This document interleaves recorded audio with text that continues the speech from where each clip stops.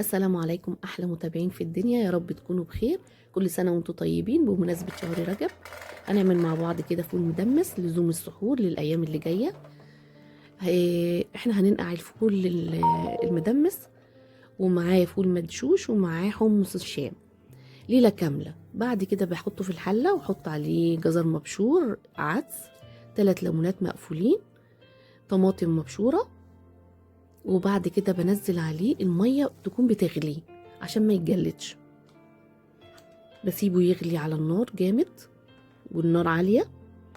بعد كده بهدي النار شمعة لحد ما يستوي، ولو احتاج مية كل شوية ازوده مية سخنة مش باردة.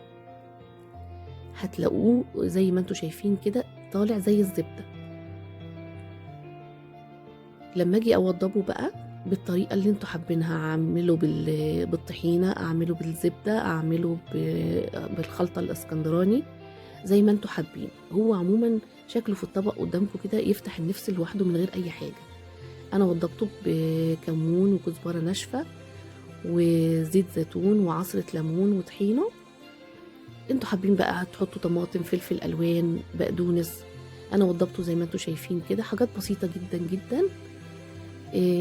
على السحور مش هيحتاج اي حاجه جنبيه، وهيتاكل كده لوحده حاف. لو عجبتكم الوصفه يا ريت ما تنسوش تدعموني وتشتركوا في القناة عشان يوصل لكم كل جديد. ولو أول مرة تشوفوني، أنا الشيف ميمي. كل سنة وانتم طيبين.